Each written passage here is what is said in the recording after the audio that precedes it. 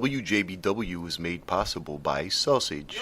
Stick one in your mouth. WJBW. You don't want the electronics is so predominant that people would really prefer that. Welcome back. In studio, it's JB Webb. You're participating in WJBW, the JB Webb Show, the show where we go out and put out a whole hell of a lot of effort and have to produce something to show you about cool people, because there's cool people everywhere. And we've been concentrating on Orlando, and I'm very happy to introduce an in-studio local legend guest. Let me give him a good, proper introduction. Over 20 years ago, this young man put together an effort called Bootleg TV, went around and spent a lot of his time and energy and efforts to film and help promote musicians all around Orlando, notable musicians, very talented musicians, and bootlegtv.com. Is that right? Bootleg.tv. Bootleg.tv. It's Dave. What's up? It's Dave Segal. Dave Segal in studio. Welcome, sir. How are you? I'm well. How are you? I'm doing great. Thanks for doing this little thing we do, and I appreciate your time and looking forward to learning a bit more about your background. Okay. All right. Right on. Sound good? Well, let's do it. So over 20 years ago, man, Bootleg TV. You know, before YouTube, wasn't it? No, technically it's not 20 years. 20 years ago, I graduated from local film school at Valencia. Valencia's film program. Upon graduation, started working in the industry. Done just about every job you can do. Came out of film school wanting to be a film producer, director, what have you. I was a stage hand. I've been a stage hand. I've been a grip. I've been electric. I've been a PA. I've been a DP. I've been pretty much everything in the film and television industry. Okay. All the way up to the whole time wanting to do my own stuff till finally doing my own stuff. I was working out of a studio here in town where the guy who owned the studio had several television programs running through his studio. Okay. I'd say this was probably 96, 97. Okay. The whole time I was in film school, as well as after that, I was constantly documenting not just music but all aspects of art, and I guess you'd call them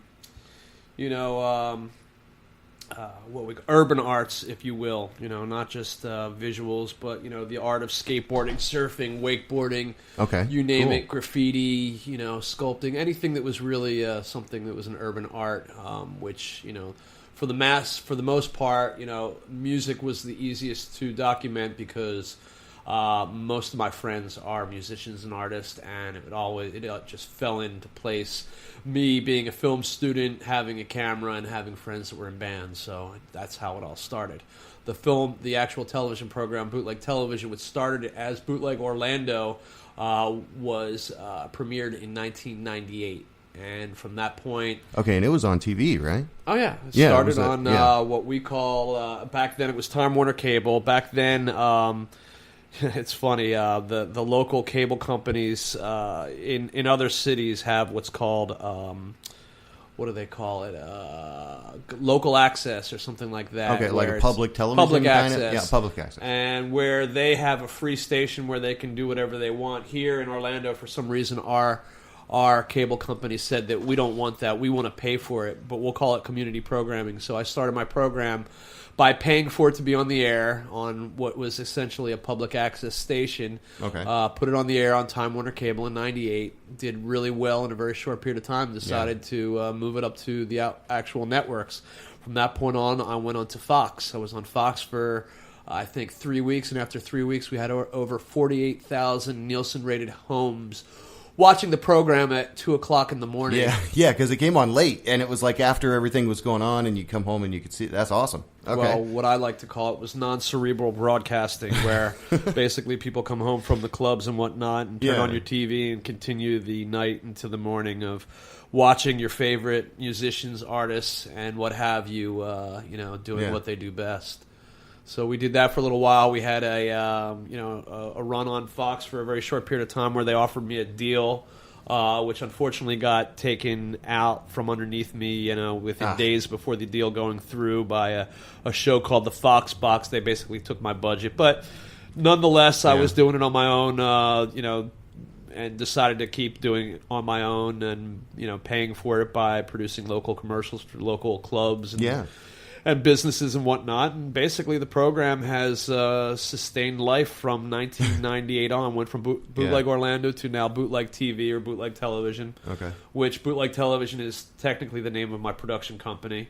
I've basically been, a guerrilla filmmaker for 20 some odd years. Yes, I've been in the business for 20 years, but Bootleg has been around since 98, so 14. Are the tools, are you still using a lot of the same tools? With the tools that you have, is it, because you've been doing this for, so many years, but what are the challenges maybe with some of the tools and capturing audio and capturing video and getting lighting? And, it was 10 years ago, maybe you were the only guy there, and now there's other people there and different companies and things like that. So, what kind of things are challenges that you maybe didn't see when you were first doing this now because of technology or what have you?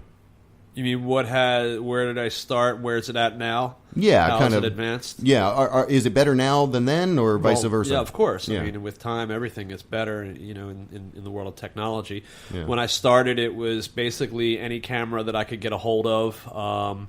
Most of the time, it was myself or a few other dedicated friends that I could pull in to do camera for me here and there. But basically, my vision for at least the Bootleg Television program has been to a lot of times you see shows and you see stuff on MTV. Half the time you see big cameras and a lot of attention towards the production itself, and they take up a lot of space and a lot of energy in the air. What I like to do, with Bootleg Television, is we like to be a fly on the wall. We don't want to be seen. We like to be.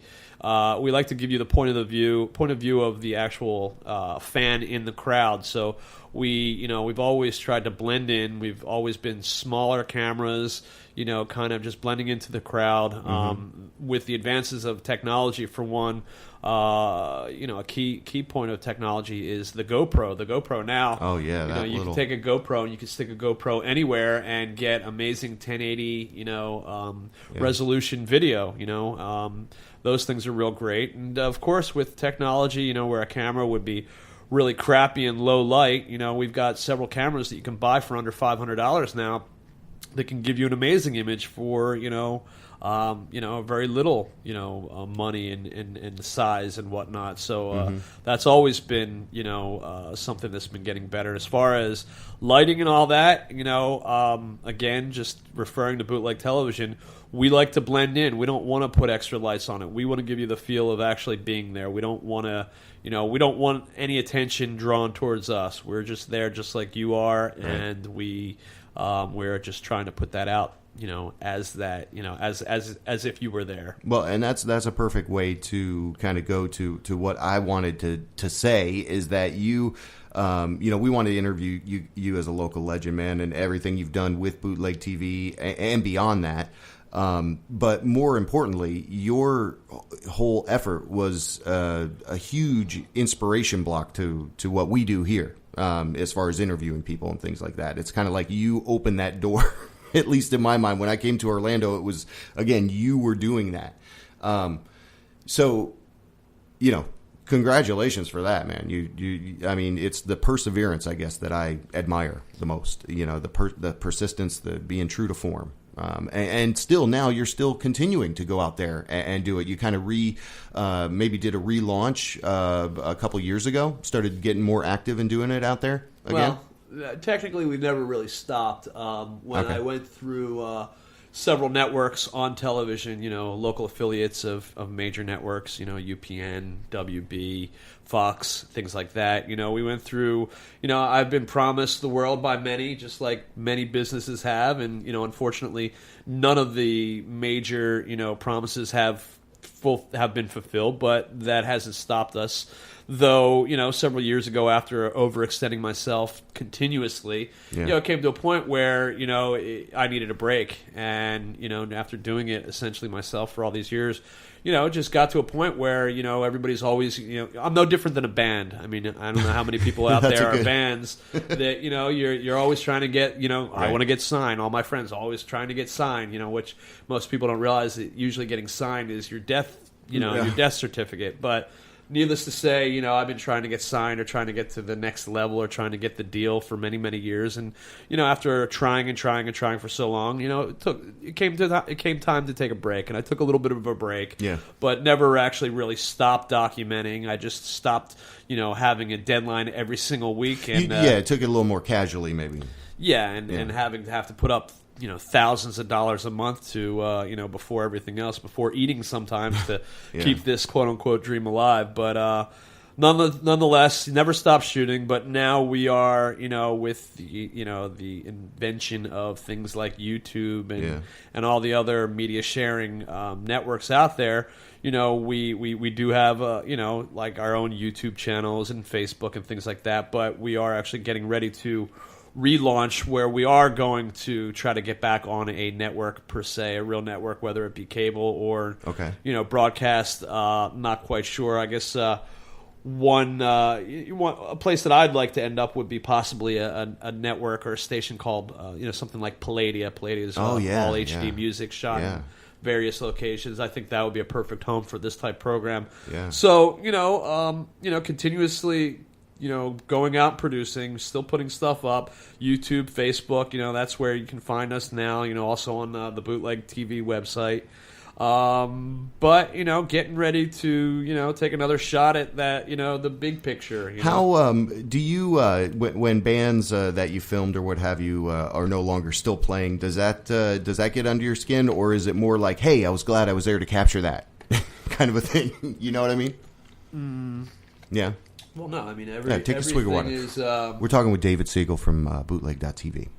Everything's history. This is our history. Not everything lasts forever. Not everything is not all relationships last forever. It's hard to be in a band. It's like anything else.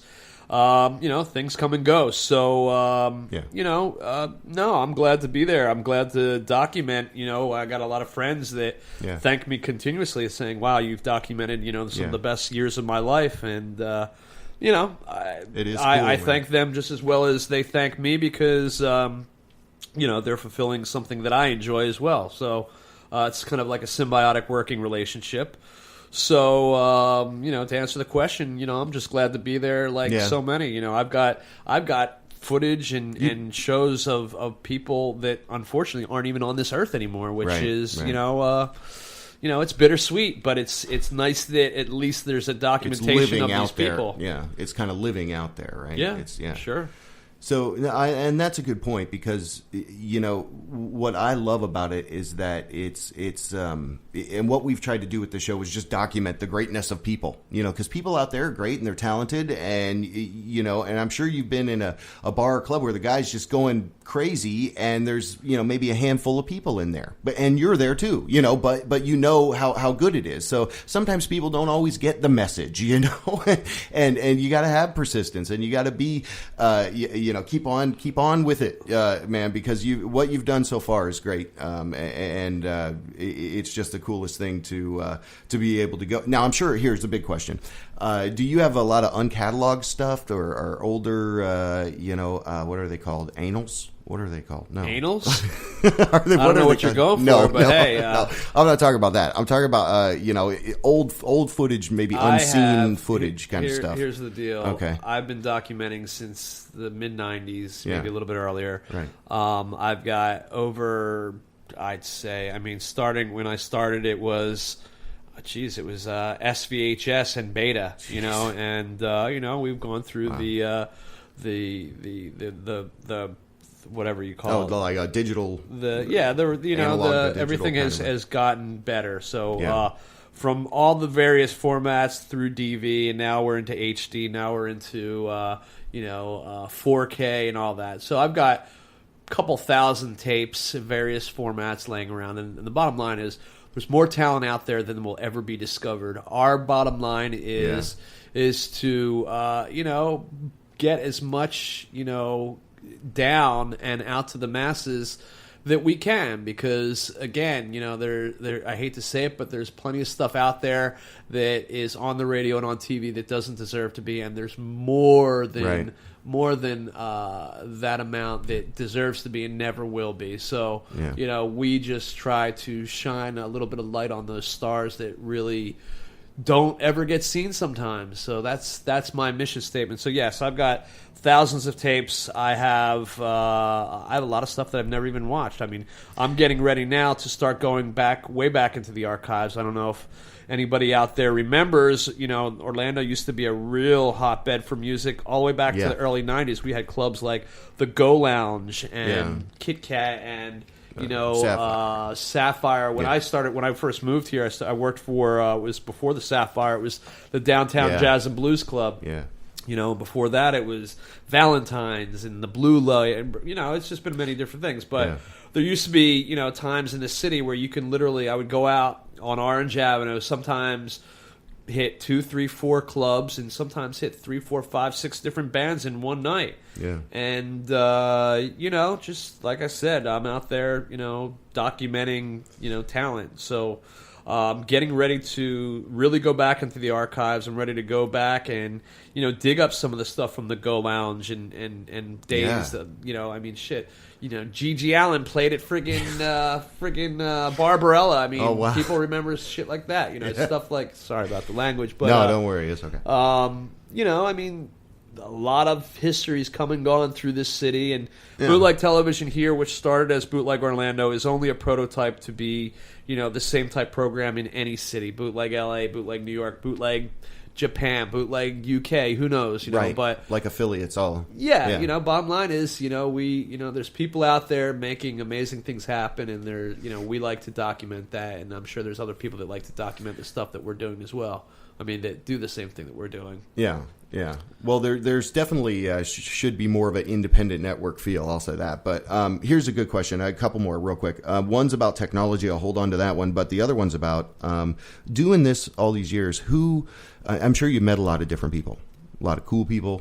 Was there anybody that you met over this time? And I don't want to put you on the spot, but was there anybody that you met that you could cite and say, wow, this was incredible kind of exchange, through whether it's filming or what have you? Was there anybody that you were just like, wow, or, got to have a conversation with, or that you didn't expect, or anything like that? There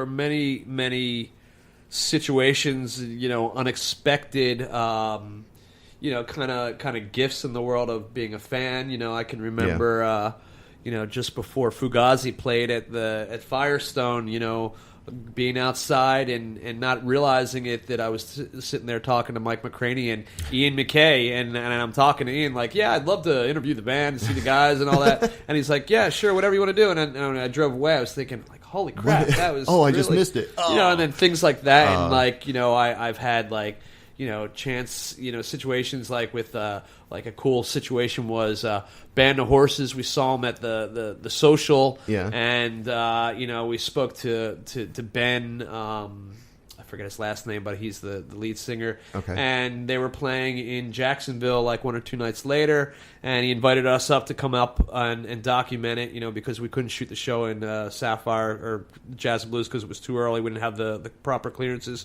Okay. But he said, come on up, and he was going to call us, and we never got the call, so myself and a friend of mine, Alan Clark, we said, let's just take a chance and go up there and see what happens.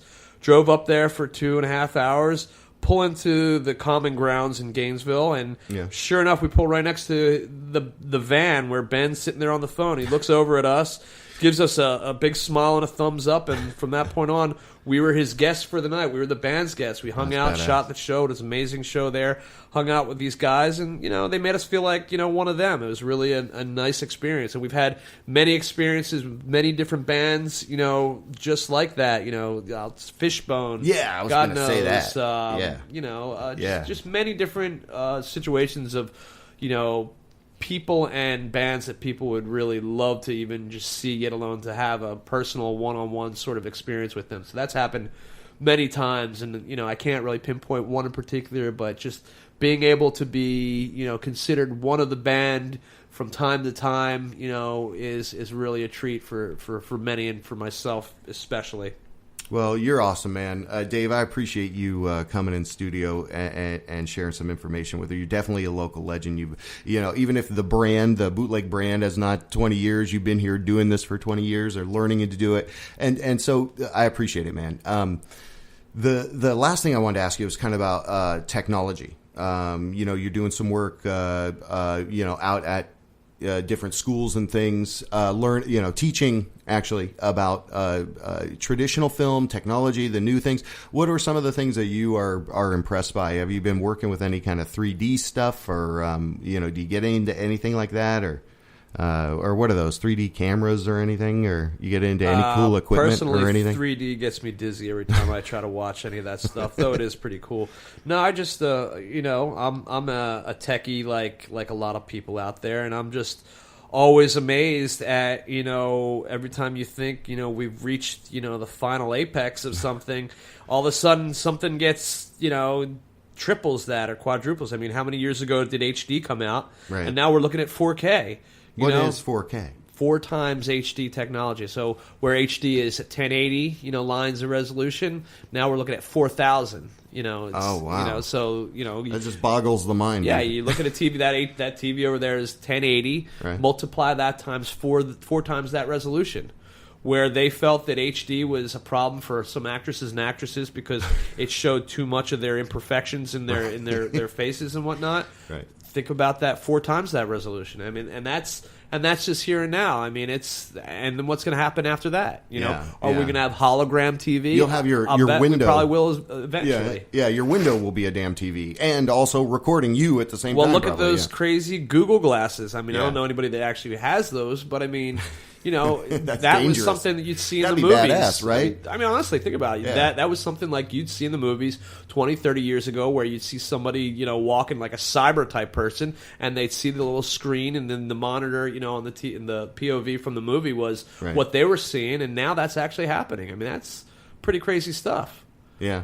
So God knows where technology is going. Who knows? Are you real? Are you an android? I am. You're human. I am an analog man living in a digital world. We're talking with David Segal of bootleg.tv. Go check the man out, Dave. Is that the best way for people to interact with you? What if they want to go check out your stuff? Is that the best way? Bootleg.tv? You can go to Bootleg Television on Facebook. Okay. Bootleg.tv is a website. It's partial my own production work, partially my television program. Okay. Then, of course, YouTube. I've got a Bootleg Television there as well. It's one thing, though. You gotta, when you look up like YouTube and Facebook, it's weird how some of them will have more than one of the same name. They might just change the capital or lowercase of one letter, and they're able to use the same name, which is very bizarre. So if you're looking up Bootleg Television, it is the one out of Orlando, Florida, and it is the one with my name affiliated with it, not others. Right.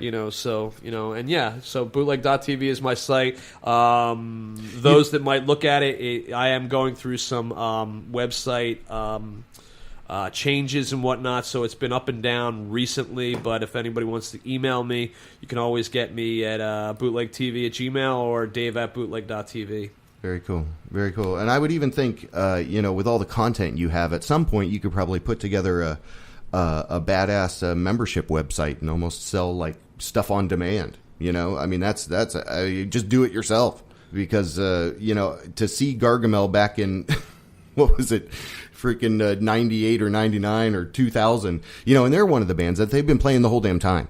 You know, they've gone through changes, but they've been playing the whole damn time. So, so I think that'd be a great idea for you. But Dave, again, man, thank you so much. Sincerely, I appreciate you coming in here and chatting with us, man. Sure thing, absolutely, and thank you for being a local fan and somebody that has taken the torch and is trying to promote what needs to be promoted, you know, artists and people that really deserve that extra little push, and that's kind of what I started with doing, and it's good to see other people that are taking that same approach towards, you know. Well, you're the finer inspiration, things. man. You're a big inspiration for what you and my friend Perigo are big inspiration just to do Army. this damn something. Yeah, Art Army. Word up. So go check out Dave Segal. You are go check out bootleg.tv. Thanks for hanging with us here on the JB Web Show. We'll be back. We've got a few more. We're closing out this series at a number 100, and then the big secret's already been leaked out there. We're going to go to podcast audio only. So anyway, yeah, it's a big anticlimactic ending. So we'll see you the next time. WJBW Orlando, the very first quasi-radio web show.